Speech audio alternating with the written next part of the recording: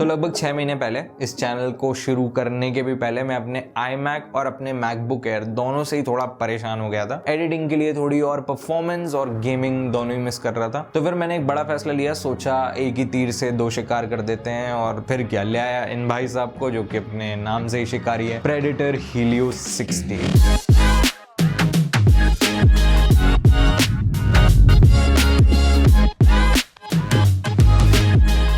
तो कैसे चल रहा है गाइस, मैं हूं आयुष टेक प्राइड से और मैं इस पर्टिकुलर लैपटॉप को लगभग पिछले 6 महीने से यूज़ कर रहा हूं एज माय मेन कंप्यूटर। तो इस चैनल पे जितनी वीडियोस जाती हैं वो मैं इसी लैपटॉप पे एडिट करता हूं। तो I have answered your questions. इतने सारे लोगों ने पूछा है which laptop do you use to edit your videos, there you go. इससे पहले कि मैं अपने स्पेसिफिक वेरिएंट पे आऊं, Predator Helios के बेसिकली 3 वेरिएंट्स आते हैं, starting from i7 plus RTX 4060, i9 plus RTX 4070 and i9 plus RTX 4080। जो स्पेसिफिक वेरिएंट मेरे पास है वो i9 प्लस RTX 4070 वाला कॉम्बिनेशन है, जिसे मैंने लगभग 1,87,000 का खरीदा था अपने नियर बाय एसर स्टोर से। और जैसे ही मैंने इस लैपटॉप को पहली बार हाथ में लिया, पहली चीज जिसने मेरा ध्यान खींचा वो था इसका डिजाइन। मॉन्स्ट्रस लगता है और फील भी होता है, मोटा तगड़ा डिजाइन है। एसर ने क्लासिक गेमिंग लैपटॉप लुक को पूरी तरीके से एम्ब्रेस किया है। यहाँ पे 16 इंच का डिजाइन है और मोटा भी अच्छा खासा है, मतलब ऑर्डिनरी स्लीव्स में तो आता भी नहीं है। ये जो स्लीव आप देख रहे हो ये एक्चुअली 17 इंच के लैपटॉप की स्लीव है, और मोस्ट ऑर्डिनरी जो बैकपैक्स होते हैं हमारे उसमें तो फिट ही नहीं होता ऑनेस्टली। अब डिजाइन की बात करूँ तो ये लैपटॉप मोस्टली क्लीन और स्टेल्दी लगता है। बस पीछे की तरफ एक ये फ्यूचरिस्टिक सा RGB लाइट दिया है। अगर आप लोग इस समय हो तो आपको डेफिनेटली पसंद आ सकता है। Personally I am not a huge fan of it, मतलब मेरे को थोड़ा मिनिमल और क्लीनर डिजाइन ज्यादा बेटर लगता है। बाकी जो इसकी टारगेट ऑडियंस है मेन गेमर्स, आई थिंक वो लोग तो इस डिजाइन को काफी अप्रिशिएट करेंगे। बाकी चारों तरफ साइड्स में, पीछे, नीचे एयर एग्जॉस्ट और इनटेक के लिए ओपनिंग्स हैं, तो पूरा खुला खुला वातावरण है। पीछे वाले वेंट्स के कवर्स चेंज हो जाते हैं, कुछ एक्स्ट्रा बॉक्स में पहले से आते हैं, तो आपको कलर वगैरह चेंज करना हो तो आप कर सकते हो। मेरा अंदाजा है शायद ये स्प्रे पेंट वगैरह करने के लिए दिया है, बट कौन ही करेगा, मैंने तो भाई डार्क वाला लगा के छोड़ दिया। बिल्ड पे आऊं तो बस ठीक ठाक है। लिड ओपन करने के लिए कोई इंडेंट नहीं मिलता, और हिंज भी मेरे को थोड़ा कमजोरी लगा। एक डिसेंट एंगल तक ओपन तो हो जाता है, पर जैसे ही आप इसे खोलते हो ना तो एक अजीब सी क्रीकिंग की साउंड आती है। पूरा लैपटॉप उठाने और रखने पे भी क्रीकिंग की साउंड आती है, जैसे पुराने डोर्स आवाज नहीं करते कुछ उस टाइप की।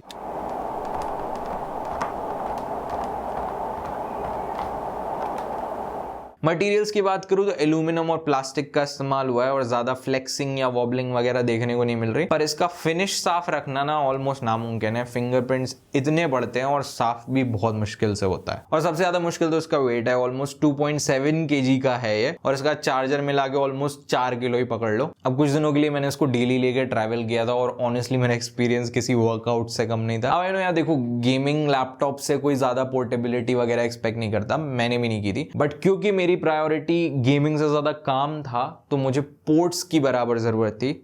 एंड लकीली एसर ने यहाँ पे दिल खोलकर पोर्ट्स दिए हैं। 3 तो हमें USB-A टाइप 3.2 पोर्ट्स मिल जाते हैं साइड्स में, एक micro SD card reader slot, एक 3.5 mm audio jack, ethernet port, Kensington lock, और पीछे की तरफ 2 थंडरबोल्ट 4 USB-C पोर्ट्स। तो यहाँ कोई शिकायत नहीं है मेरी। बस इफ आई हैव टू निटपिक तो एक साइड में USB-C पोर्ट और दे देते तो सोने पे सुहागा हो जाता, क्योंकि वो बस पीछे ही है। तो अगर कुछ C टाइप का लगाना हो ना तो लिड नीचे करनी पड़ती है। कीबोर्ड की बात करूं तो एक फुल साइज पर की RGB कीबोर्ड है और टाइपिंग एक्सपीरियंस बहुत बढ़िया है। ट्रैवल भी बढ़िया है, थोड़ा सा और टैक्टाइल हो सकता था, पर ओवरऑल कोई शिकायत नहीं है कीबोर्ड के साथ। जस्ट लाइक इसका ट्रैक पैड काफी बड़ा है, रिस्पॉन्सिव है, और विंडोज के जेस्चर्स वगैरह भी सब अच्छे से काम करते हैं। अब आते हैं डिस्प्ले पे, और यहाँ पे बहुत कुछ है बताने को। पहले स्पेक से ही स्टार्ट कर लेते हैं। एक 16 इंच का 16:10 एस्पेक्ट रेशियो वाला 1600p डिस्प्ले है। ब्राइटनेस बहुत बढ़िया है। आउटडोर यूज तो मुश्किल ही है कि आप करोगे, पर उसके लिए भी मोर देन सफिशिएंट है। 240 हर्ट्ज का रिफ्रेश रेट है, तो ई स्पोर्ट्स टाइटल्स एंजॉय करने के लिए एकदम मक्खन चलता है डिस्प्ले। कलर सैचुरेटेड और पंची हैं, और ये panel 97% DCI P3 colour gamete को सपोर्ट करता है। तो मोस्टली ये डिस्प्ले बढ़िया है, चाहे आप इस पे कंटेंट देख रहे हो या गेम्स खेल रहे हो, और मैट डिस्प्ले होने के कारण रिफ्लेक्शंस वगैरह की भी कोई चिंता नहीं रहती। लेकिन क्या ये एक परफेक्ट डिस्प्ले है?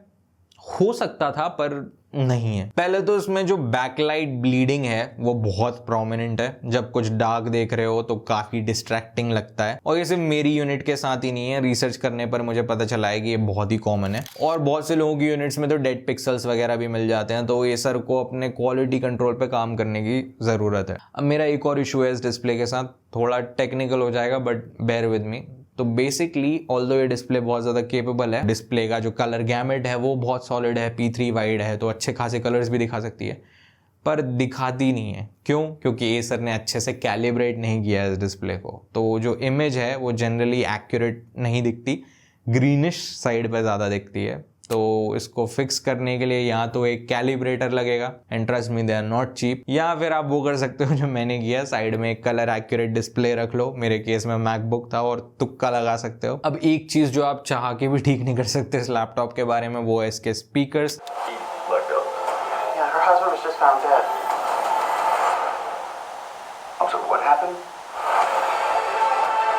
बहुत ही बर्बाद स्पीकर्स हैं इसके, ऑनेस्टली। लाउडनेस भी कोई खास नहीं है, बेस तो एकदम ख़त्म है, सिर्फ मिड्स और ट्रेबल ही फॉर द मोस्ट पार्ट सुनाई आते हैं। तो थोड़ा टिनी सा साउंड करता है, बहुत चीप साउंड करता है ऑनेस्टली। और आयरनी ये है कि गेमिंग करते वक्त तो ये स्पीकर्स पूरी तरीके से यूजलेस हो जाते हैं, क्योंकि इसकी जो फैन नॉइस है लैपटॉप की वो स्पीकर्स को पूरी तरीके से खा जाती है, तो डायलॉग्स वगैरह तो सुना ही नहीं आते। अब बात करते हैं इस लैपटॉप की सबसे बड़ी हाईलाइट के बारे में, एंड ऑफ कोर्स मैं परफॉर्मेंस की बात कर रहा हूँ। कोई भी एक गेमिंग लैपटॉप में अगर इतना पैसा डाल रहा है तो वो एकदम टॉप टियर परफॉर्मेंस एक्सपेक्ट कर रहा है, चाहे उससे 3D वर्क करना हो, AI मॉडल्स चलाने हो, या फिर अल्ट्रा हाई सेटिंग्स पे गेम्स वगैरह खेलने हो, या फिर कोई भी ऐसे सॉफ्टवेयर्स रन करना हो जिन्हें इस टाइप के CPU और GPU की ज़रूरत है।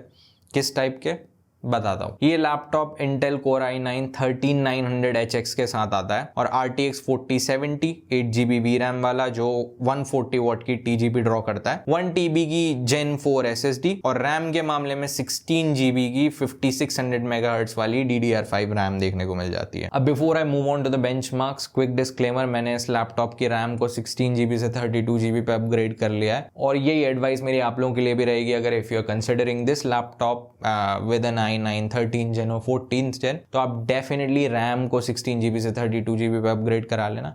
4,500 रुपए की प्लेट आती है, considering the price of this laptop एक छोटा सा अमाउंट है दैट यू पे, और आपको अच्छे खासे अपग्रेड्स मिलते हैं स्पेशली मल्टी कोर परफॉर्मेंस में, क्योंकि ये जो i9 चिप्स है ना, ये अपने मैक्सिमम पोटेंशियल पे तभी रन करती हैं जब ये एटलीस्ट 32GB रैम मिले इनको। तो डेफिनेटली कंसिडर इट।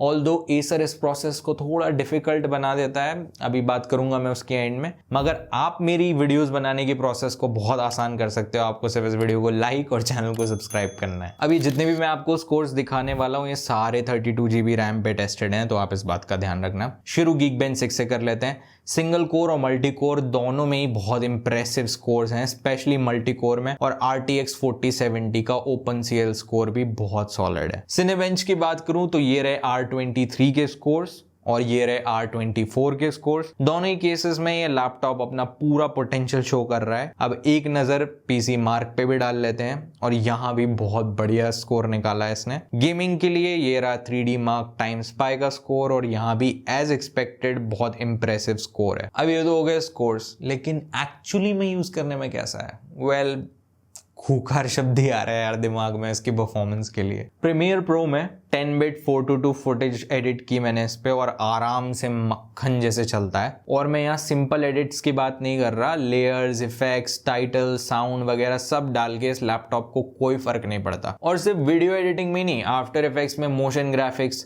हैवी से हैवी इफेक्ट्स का रियल टाइम प्लेबैक दिखा देता है, और रेंडरिंग भी बहुत फास्ट है। फोटोशॉप, इलस्ट्रेटर, InDesign और बाकी का एडोबी स्वीट सब कुछ पीस ऑफ केक है इस लैपटॉप के लिए। और 32GB रैम के साथ तो सब कुछ साथ में चला लो भाई, कोई दिक्कत नहीं है। अब क्रिएटिव वर्क के लिए तो खैर एक्सपेक्टेड है ही, बट सीजन कोडर्स के लिए भी लैपटॉप एकदम ओवरकिल है। डॉकर चलाना हो, एमुलेशन करना हो, मशीन लर्निंग या AI मॉडल्स वगैरह रन करने हो लोकली, सब कुछ आराम से संभाल लेगा। गेम डेवलपर्स और 3D वर्क के लिए भी बहुत बढ़िया है। RTX 4070 आ रहा है भाई, कोई मजाक नहीं है। 8GB VRAM more than sufficient रहती है मोस्ट चीजों के लिए, और TGP तो शानदार है ही। और इस सब के अलावा डे टू डे परफॉर्मेंस की बात करूं तो वो आप लोगों को पूछने की जरूरत नहीं है। है भाई, सैकड़ों टैब्स खोल लो, मल्टीपल सॉफ्टवेयर चला लो, गेम्स बैकग्राउंड में रन करते करते काम कर लो, this laptop takes it all like a champ. बस आवाज बहुत करता है, स्पेशली टर्बो मोड पे। अब देखो यार, इतनी परफॉर्मेंस डिलीवर करेगा तो पंखे तो चलेंगे ही, ठंडा और कैसे रहेगा, है तो x86 बेस्ड सिस्टम ही। तो अब बात करते हैं खेल कूद के बारे में। One of the main reasons why I bought it, gaming. और क्या ही बोलो यार, एकदम रूफ शैटरिंग परफॉर्मेंस है इसकी। यहाँ पे भी मैंने इस पर बहुत सारा फोर्जा होराइजन 5 खेला और मुझे बहुत मजा आया। आप लोगों के लिए मैंने इस लैपटॉप पे काफी सारे कॉमन गेम्स टेस्ट कर लिए ताकि आपको इसकी परफॉर्मेंस का अच्छे से आइडिया मिल सके। टेस्टिंग मैंने बस सीलिंग फैन ऑन करके करी है और रूम टेम्परेचर अराउंड 29 से 30 डिग्री सेल्सियस के आसपास है। शुरू करते हैं वैलोरेंट से, और गेम मैक्सिमम सेटिंग्स पे सेट है। और as soon as I started the game, CPU आराम से 90 से 95 वॉट्स तक की पावर ड्रॉ कर रहा है और टेम्परेचर्स अराउंड 90 से 95 डिग्रीज के आसपास है। FPS 220 से 225 के आसपास मिल रहे हैं। इसके बाद मैंने GTA 5 ट्राई किया, सब कुछ एकदम मैक्स सेटिंग्स पर डालकर मुझे आराम से 185 FPS के अराउंड मिल रहे हैं। CPU अराउंड 80 वॉट्स तक पावर ड्रॉ कर रहा है। यहाँ पे GPU अच्छे से यूज हो रहा है, अराउंड 85 से 90%। गेम प्ले बहुत स्मूथ है, कुछ माइनर फ्रेम ड्रॉप्स हैं पर ओवरऑल बहुत बढ़िया गेम प्ले है। जीपीयू को अच्छे से रगड़ने के लिए मैंने एडवांस्ड ग्राफिक्स में भी जाके सब कुछ मैक्सिमम पे सेट कर दिया और जीपीयू पूरी तरीके से 100% यूज होने लग गया और फ्रेम रेट गिर के 50 FPS के आसपास आ गए। अब ये तो एकदम अनरियलिस्टिक और बॉन्कर से कोई जरूरत नहीं है क्योंकि ग्राफिक्स में ऐसा कोई खास इंप्रूवमेंट नहीं आता। फिर मैंने रेड डेड रिडेम्पशन 2 को बेंचमार्क किया अल्ट्रा सेटिंग्स पे। फर्स्ट अटेम्प्ट में DLSS ऑफ रखा, जीपीयू फिर से आराम से 100% यूज हो रहा है। सीपीयू 90 से 95 डिग्रीज के आसपास है। एवरेज 57 FPS निकल गया है। DLSS को क्वालिटी मोड पे रखने पर एवरेज 68 FPS हो गए, तो अराउंड 10 से 11 फ्रेम्स का अंतर आया। नेक्स्ट अप मैंने साइबरपंक 2077 चलाया, उस पे भी अल्ट्रा प्रीसेट रखा मैंने। पहले DLSS and frame gen off रखा और यहाँ पे सीपीयू 100+ वॉटेज ड्रॉ कर रहा है, पूरा डेस्कटॉप लेवल मामला हो गया है। यहाँ पे 100 डिग्रीज के आसपास टेम्परेचर भी जा चुके हैं। एवरेज हमें 58 FPS मिला। DLSS को क्वालिटी पे सेट करके फ्रेम जेन इनेबल कर दिया और जीपीयू यूसेज बढ़ के अराउंड 100% हो गया और एवरेज 100 FPS मिलने लग गए। साइबरपंक DLSS के लिए बहुत बड़ी ऑप्टिमाइज्ड है, इसलिए ऑलमोस्ट डबल हो गया फ्रेम रेट यहाँ पे ऑन करते। नेक्स्ट मैंने इस पे माइल्स मोरालेस अल्ट्रा प्रीसेट पे चलाया और DLSS ऑफ और ऑन में परफॉर्मेंस आपके सामने है, साइड बाय साइड आप कंपेयर कर सकते हो। रे ट्रेसिंग यहाँ पे बंद रखी है मैंने और लास्टली मैंने फोर्जा होराइजन 5 टेस्ट किया इस पे एक्सट्रीम प्रीसेट पे।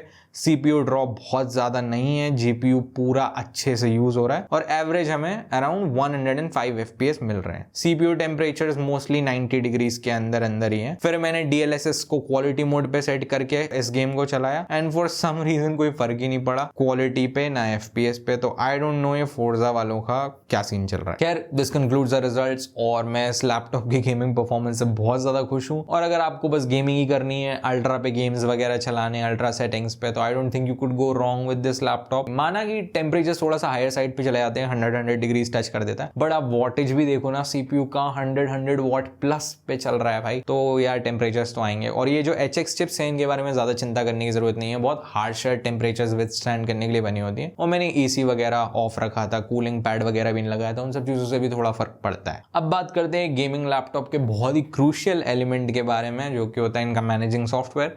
जैसे लेनोवो वालों का उनका Vantage, एसूस वालों का Armoury Crate, तो यहाँ पे प्रेडेटर वाले देते हैं अपना प्रेडेटर सेंस। अब प्रेडेटर सेंस के पास मोस्ट ऐसी चीजें हैं जो आप चाहोगे टिपिकल एक लैपटॉप मैनेजमेंट सॉफ्टवेयर में सब कुछ मोस्टली मिल जाता है। बस मेरी से 2 मेजर शिकायतें हैं। पहली, काफी बगी है। बीच में क्या हो रहा था कि इसका जो कीबोर्ड की जो लाइट्स का जो कस्टमाइजेशन है वो पूरी तरीके से बंद हो गया था। कलर्स वगैरह चेंज करना तो छोड़ो, लाइट जल ही नहीं रही थी कीबोर्ड की पूरी तरीके से। वैसे मेरे साथ नहीं हुआ, सभी यूजर्स के साथ हुआ है। आप रेटिंग्स वगैरह देख लो, मैं आपको स्क्रीन पे दिखा रहा हूँ कि बहुत ही टेरेबल एक्सपीरियंस था। हफ्तों वेट करना पड़ा था जब तक इन्होंने एक और अपडेट पुश किया और उसके बाद वो बैकलाइट वगैरह चालू हुआ। अब the second thing, and this is a big one, यहाँ पे अंडरवोल्टिंग का कोई सपोर्ट नहीं है। लेनोवो हो गया, डेल हो गया, ये सारे ब्रांड्स अपने लैपटॉप्स में अंडरवोल्टिंग का सपोर्ट दे रहे हैं अगर वो HX चिप्स के साथ कोई प्रोसेसर वाला लैपटॉप शिप कर रहे हैं। तो यहाँ पे 3900 HX होने के बावजूद भी ये चिप भी अंडरवोल्टिंग के लिए अनलॉक्ड है, मगर एसर ने अपने एंड से कोई ऑप्शन ही नहीं दिया। अगर होता तो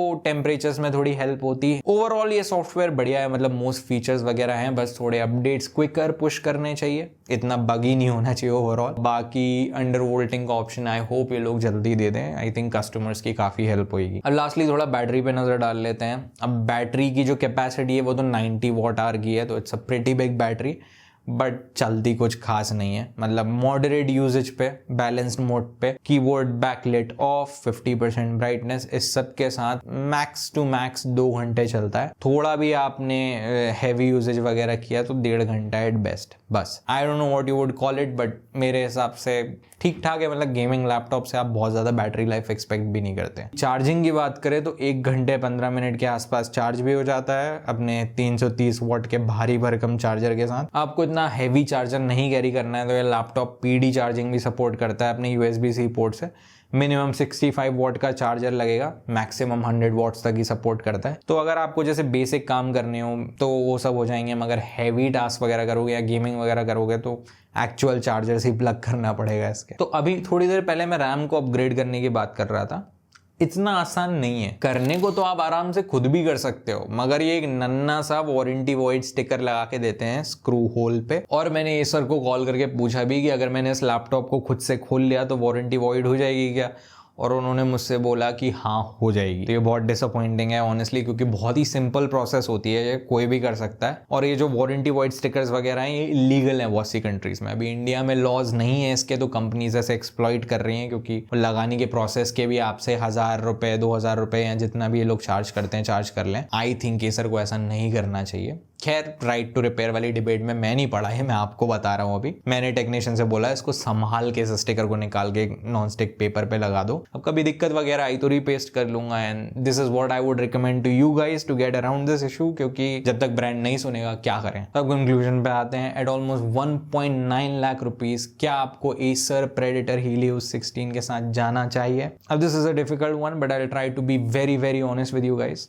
अगर आप परफॉर्मेंस के लिए एक विंडोज मशीन ढूंढ रहे हो या गेमिंग के लिए ढूंढ रहे हो, तो मैं तो आपको एक पीसी ही रिकमेंड करूंगा any day over a laptop, क्योंकि वहां पे आपको longevity, thermals, repairability, value for money, सारी चीजें आपको एक पीसी बहुत बेटर ऑफर करेगा लैपटॉप से। अब the obvious thing is it won't be portable. तो जस्ट आस्क योरसेल्फ कि do you really need this kind of performance on the go? अगर आपको जरूरत है तभी invest in something like this, क्योंकि वैल्यू फॉर मनी तो इस कैटेगरी में कोई भी गेमिंग लैपटॉप नहीं है। तो आस्क योरसेल्फ दैट अगर आपको ऑन द गो टाइप की परफॉर्मेंस की जरूरत है तो देन ग्रेट। मतलब I think this is a good laptop, performance बहुत बढ़िया है and for the most part the hardware is fine and overall बहुत ही कॉम्पिटेटिव प्राइसिंग पे एसर ने इसको लॉन्च किया है। आई थिंक इन्हें अपने क्वालिटी कंट्रोल पे काम करने की जरूरत है and that warranty thing is just unacceptable. अगर आप इन चीजों के साथ काम चला सकते हो तो feel free to go with this laptop. मेरा एक्सपीरियंस मोस्टली तो पॉजिटिव ही रहा है इस लैपटॉप के साथ। बाकी I know there is a new Predator out now, उसमें आपको 14 जेन चिप मिल रही है और ज्यादा एक्सट्रीम RGB लाइट्स वगैरह